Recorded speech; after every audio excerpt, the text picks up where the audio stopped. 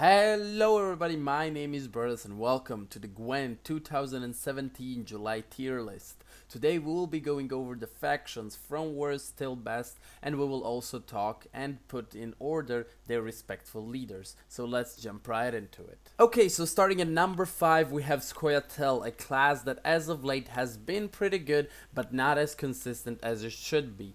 The number 3 leader for Scoia'tael is Francesca. The mulligan archetype did not prove as good as it seemed, and unfortunately it doesn't see a lot of play, and it's very close to none. In the future, mulligan could have some potential, but unfortunately not enough is the reward for playing the mulligan archetype.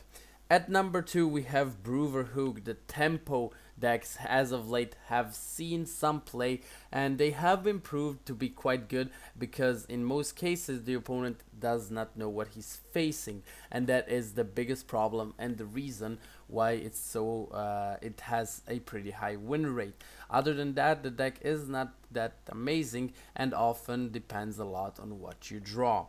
At number 1 we have Ithna, and now Brotherhood is not the dwarfs leader anymore, but Ithna took a combo, a hybrid deck between the dwarfs of Brotherhood and the Scoia'tael deck we had, and created a mashup of the spells and dwarfs, and the deck works pretty well, but it's easily countered at the higher ranks because your opponent knows what they expect. They mulligan for removal, they mulligan for locks, scorches, and so on. So what they do is they either play a very fast tempo based start in order to counter theirs, and then have an early pass. They go -2, or they pass too early so the resilience cannot develop as much. Anyways, it's easily countered, and that is the reason why Scoia'tael is here at number 5. At number 4 we have Skellige, the class, the faction that was all the way at number 1 in our last tier list. Now at number 4 fell down drastically, and Harold the Cripple at number 3, the least played leader officially of the entire Gwent universe. So Harold the Cripple is one of the reasons why Skellige is so low, because he doesn't see any play.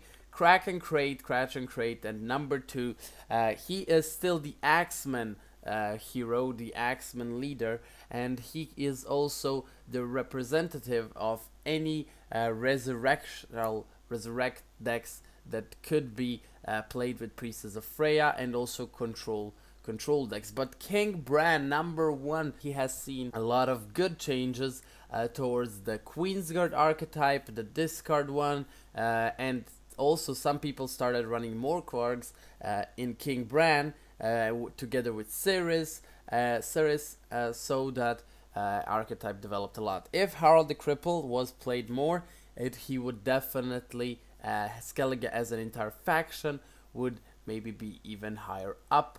And of course the Savage Bears aren't played as much as they used to. At number 3 we have Nilfgaard.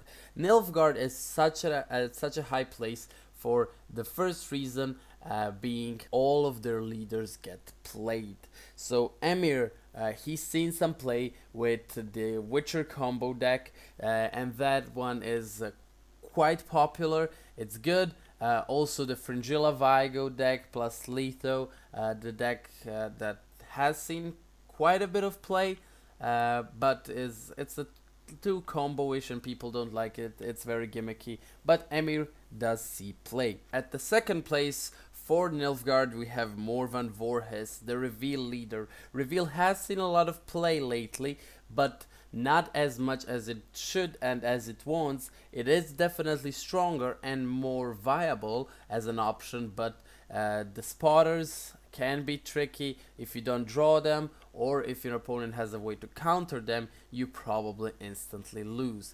Therefore, Morvan only number 2. And John Calvey is the strongest leader. It has been known, even when Nilfgaard was number 1 class, number 1 faction, he was just the strongest one and nobody can counter it.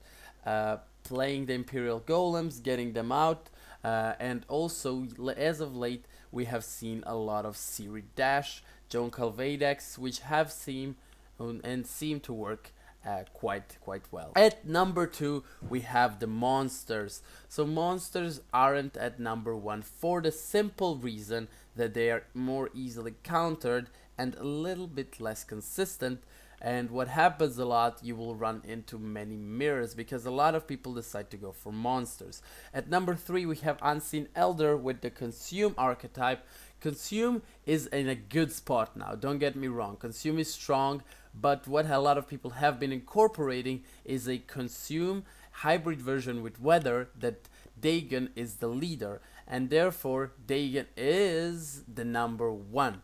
Dagon is actually the strongest monster leader at the moment and the most played one, while Eredin has seen a comeback with a freeze version together with cards like Celano Harpy and Earth Elementals, so some carryover value, and the freezes of Wild Hunt Hound and Caranthir and so on. So a combination between weather but only freeze, so no foglets, and the carryover is at number 2 for monsters. As I said earlier, Dagon is the number 1 leader, playing that those foglets together with the crones and with all the snowball mechanics that Dagon has. And finally, we came to number 1 with Northern Realms. Northern Realms really powerful at the moment, quite unpredictable, amazing win rate, and the cards have just been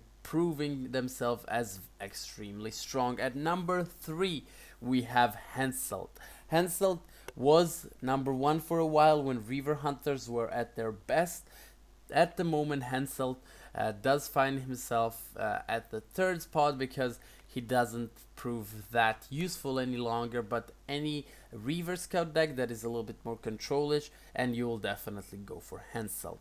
Radovid is at number 2. Radovid, the least played up until now, together with Harold the Crippled, now sees an increase in a spot. He doesn't take the number 1 for the simple reason that he isn't played that much, and therefore people would probably react in a way, how can Radovid be number 1? He isn't even that good.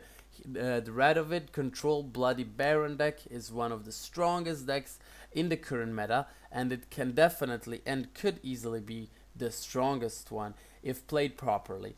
He takes now the 2nd place in the 1st and number 1 faction, so Radovid should definitely be happy. And this time, for the number 1 in the tier list, we have Foltest, the 27 card deck, respectively 37 or 25, is a very powerful engine. Foltest buffing everything you have and then just carrying everything out is an amazing way for any deck to consistently cycle, and if any deck, any faction had the option to cycle that much, it would definitely be so high placed. Foltest, the downside is the mulligan. He still takes the number 1 because you can often manipulate it in such a way that in round 2 or 3 you throw away the pieces that you have extra and then still get the full value. That would be everything for this tier list. Thank you very much for watching, guys. My name is Brothers, and until the next time, stay lucky.